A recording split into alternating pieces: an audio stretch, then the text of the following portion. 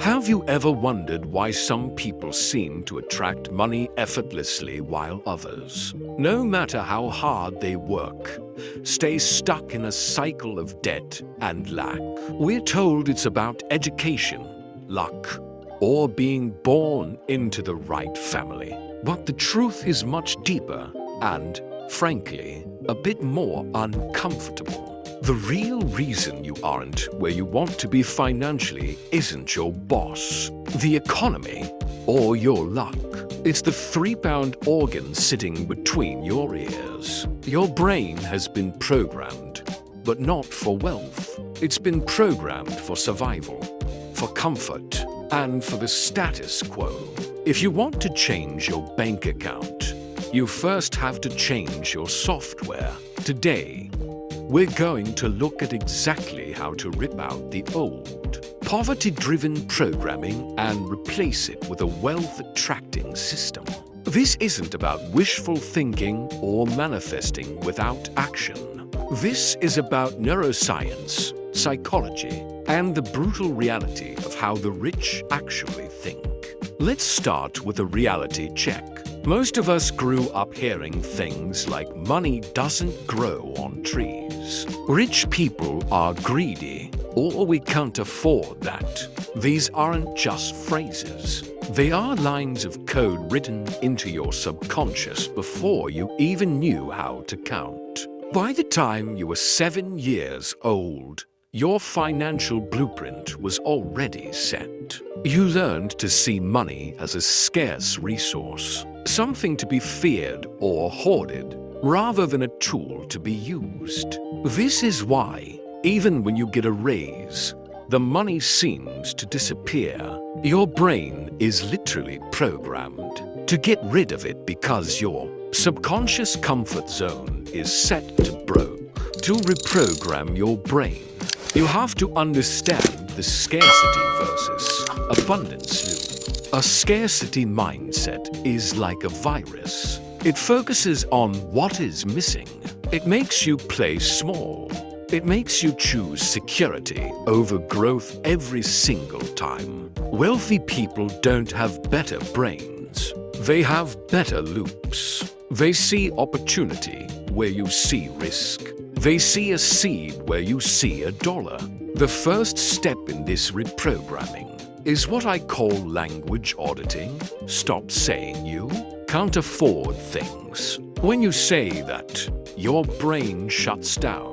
It stops looking for solutions. Instead, ask yourself, how can I afford it? This tiny shift forces your brain into problem-solving mode. It activates the reticular activating system, the part of your brain that filters information. Suddenly, you start seeing side hustles, investment opportunities, and ways to add value that were invisible to you before. But let's be real, this journey is lonely. When you start changing your programming, your old friends and even your family might start looking at you differently. They'll tell you you've changed. They'll tell you you're being unrealistic. That's because your growth highlights their stagnation. If you're serious about this, you have to be okay with being the black sheep for a while. You have to trade the comfort of fitting in for the freedom of standing out. If this is hitting home for you, right now, if you feel that spark of realization that it's your own mind holding you back, do me a huge favor. Hit that like button. It tells the algorithm that this kind of truth matters. It helps us reach more people who are tired of living in the dark. And if you want to stay on this path of mental and financial mastery, hit subscribe. We drop these deep dive insights every single day to keep your internal software updated and your vision sharp. Join this community of builders. We're all trying to get 1% better every day. And we'd love to have you with us. Now, let's talk about the dopamine trap. Your brain is wired to seek instant gratification.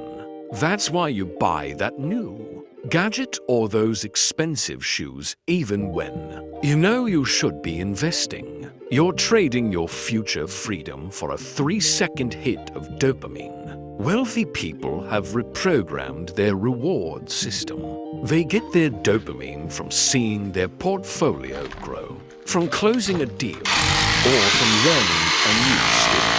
They've learned to love the boring work of building.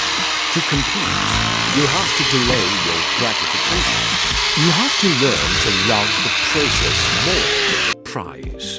Think about your environment. Your brain is a mirror. If you spend your time watching mindless entertainment, complaining about the world, and hanging out with people who have no ambition, your brain will reflect that. You become a byproduct of your surroundings. To reprogram for wealth, you must curate your environment. Listen to podcasts that challenge you. Read books that intimidate you.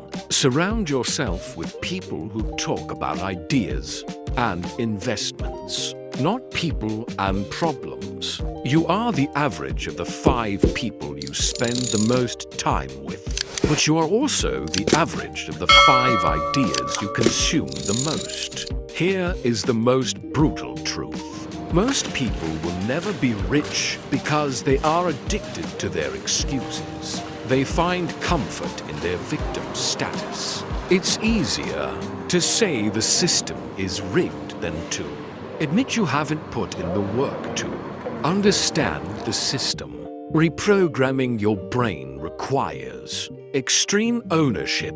Everything in your life, your debt, your income, your health is your responsibility. Even if it's not your fault, it is your problem to fix. The moment you accept this, you regain the power to change it.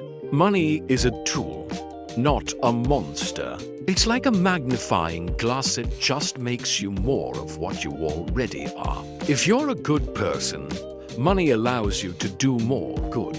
If you're a focused person, money allows you to build more. Stop fearing wealth and start respecting it. Respecting money means not wasting it on things that don't add value to your life. It means treating every dollar like a soldier you're sending out to war to bring back more soldiers. Most people think wealth is a destination. It's not. It's a way of being. It's a set of neurological pathways that you have to build through repetition. You don't become wealthy when you have $1 million. You have $1 million because you became a wealthy person internally first. You have to be,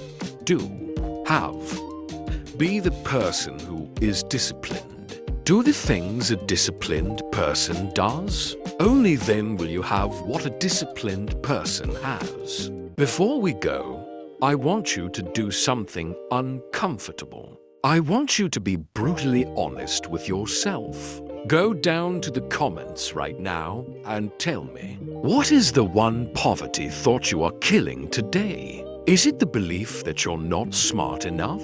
Is it the habit of blaming your past? Is it the fear of taking a calculated risk? Write it down. Publicly committing to changing a thought is the first step to rewiring a neural pathway. Let's hold each other accountable. Let's start the reprogramming right here in the comments. Don't tell me you'll start tomorrow. Tomorrow is a ghost that haunts the unsuccessful. Start now. Start with the next thought you have. Start by choosing to learn instead of choosing to be entertained. The clock is ticking, and every second you spend with your old programming is a second you are choosing to stay exactly where you are. Your future self is either going to thank you for the discomfort you endured today, or they are going to pay the price for the comfort you chose today. The choice has always been yours. You are the architect of your mind. So, stop building a shack and start building a cathedral. I'll see you in the next video. Stay focused, stay hungry, and never stop upgrading your mind.